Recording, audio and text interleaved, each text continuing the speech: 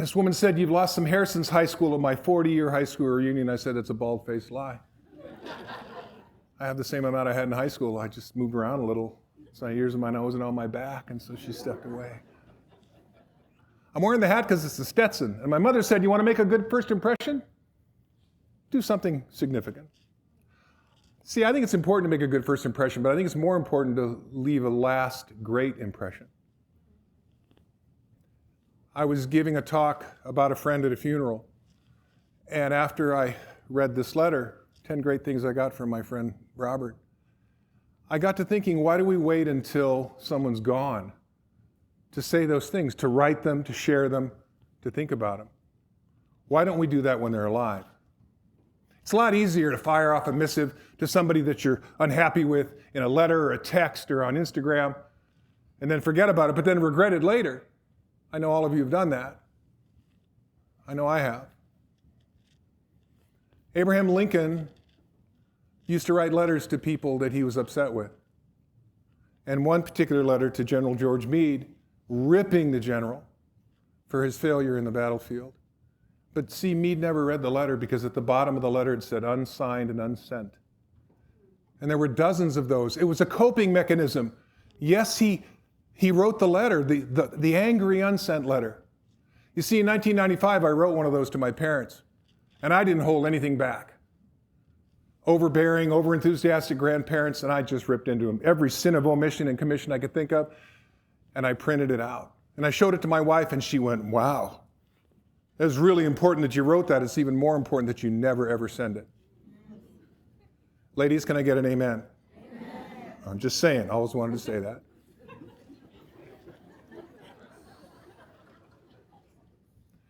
"15 years later, I wrote a very different kind of letter to my mother. She was dying of cancer. She was British, so it was 10 great things I got from Jean Matteson. Number 1, you make a great cup of tea. She was British. Number 2, you and my dad were married for 55 years through a lot of thick and thin, and there was a lot of thin. You were the glue in the family that held us together. You read books from the library every week. You were nanny to my boys. You had a charming British accent, and people loved hearing you talk. You took pictures of the kids and put them in binders as a reminder of the lovely trips to Whidbey Island. You cut coupons and saved money. You were frugal. By the time near the end of your life, you were wealthy. You were financially independent. Oh, and did I mention the tea? She had rules around making it. And I wrote the letter and I sent it off without clearing it with my wife. And I got a call from Mom a week later. She goes, "Mark, it's Mom." I said, "Hey, Mom, what's up?" "Received your letter parcel post. It was lovely. Brilliant. I've shown it to all my friends. It made me cry, love." Now, I made my mom cry a lot when I was a kid, but not tears of joy. Oh my gosh. So I got to thinking, why don't I make a list of all the people that made a difference in my life? So that's what I did. And I got to thinking, why is this so important? Why is this having such a profound impact on the connection and the quality of the relationship? And I realized that it was about the intention, right? It was about the intention, and it was about the words and the meaning and the validation and the proof that that person made a difference in my life. And I took the time to say thank you. The palest ink is better than the strongest memory. The first time I did it publicly was 2007. I was speaking to 500 contractors in Yuma, Arizona, and I had my German teacher from high school come to the event. You see, this woman had signed me up for a pen pal list. For the folks younger in the audience, pen pal lists were these things that we had. Yeah, okay. You wrote a letter to somebody and they wrote you back. 2 women, one from Germany, one from England. You see, Susan put me on this path of writing I didn't even realize. And God bless her, so I invited her to this particular event. And I had her stand up, and I had a PowerPoint slide that said 5 great things I got from Susan Hall. And I read each one, and one by one, God bless those contractors, they stood up and gave her a standing ovation. And I saw the tear come down her cheek. When my father-in-law was 86 years old, his health was failing. And so I knew it was time to write the letter.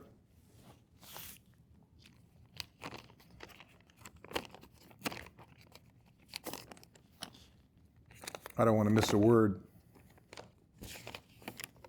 Dear Bob, as I reflect on the last 35 years, I can't help but be grateful for all the things you've done for me and my family. When I was at my absolute bottom, homeless, carless, jobless, and penniless, you and Erica took me in and treated me like your son. I'll be forever in your debt for your unconditional love. Here's 10 great things I got from you. Number 1, you showed me how to love your family. You spelled love T-I-M-E. You took the time to show me how to change the oil of my car, hours on the cold asphalt. So patient, so kind, setting the timing. You gave up alcohol and cigarettes and inspired me to do the same, and I know how hard that was, the most unselfish act of all. Hard work. You drove a truck all those years, a thankless and unglamorous job to provide for your family. You showed me what a man is supposed to do. Meaningful and thoughtful cards on my birthday, gifts made by hand, empathy, your caring and kindness was overwhelming.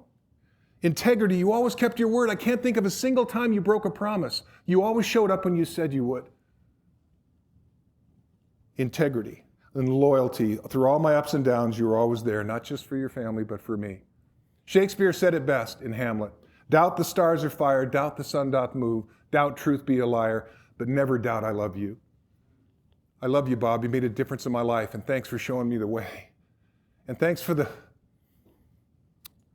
legacy you left behind for your grandsons.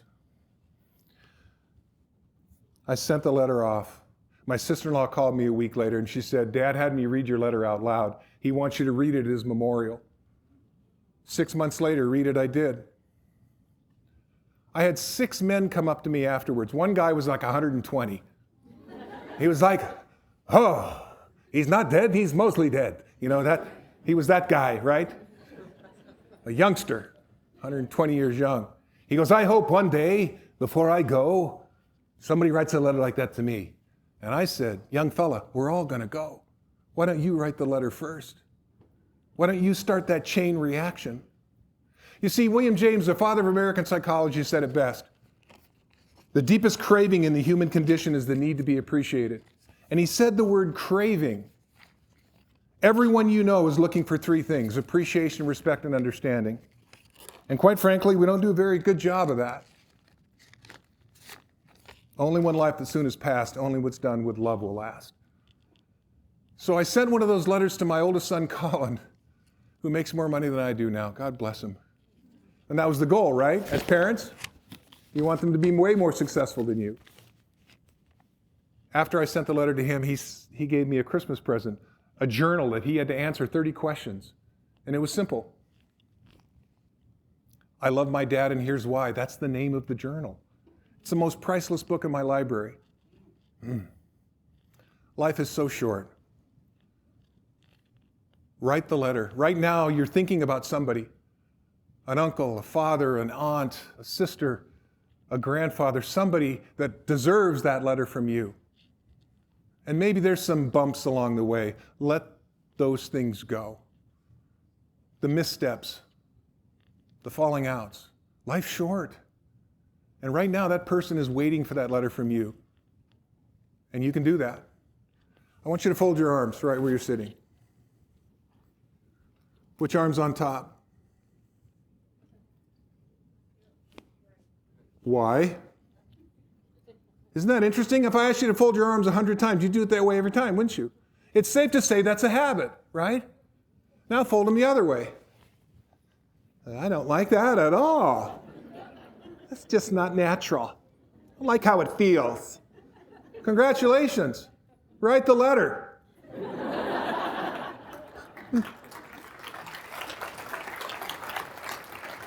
Not the angry one, the other one.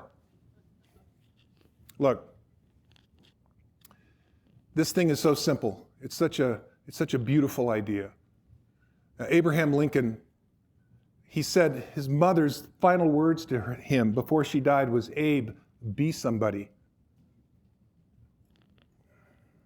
He said, all that I am and all that I hope to become was because of my angel mother. He used to keep letters in his hat. I always thought that was kind of cool. Yeah. Why don't we make a great last impression? And I'll end with a story. This is one of my favorite. I grew up in contracting. I'm an old pipe fitter. In 1976, I joined the Air Force to be an air conditioning guy. Back then it was disco, now it's Costco. Back then in college I had a 3.0 blood alcohol level. I mean, should tell you everything about my misspent youth you need to understand. So I have a fondness for contractors. So this contractor was wiring a warehouse in Kentucky. It was a Jack Daniel's distillery. And he'd been up on the catwalk for a week putting in all new controls. And one fateful day he slipped and fell and landed into a vat of bourbon that was aging 30 feet by 60 feet, and he drowned. And the next day they said, "Did you hear about old Joe?" The foreman on the job said, "Excuse me? Did you hear about old Joe? It sounded like he never had a chance." And the foreman said, "What? He got out twice to go to the bathroom."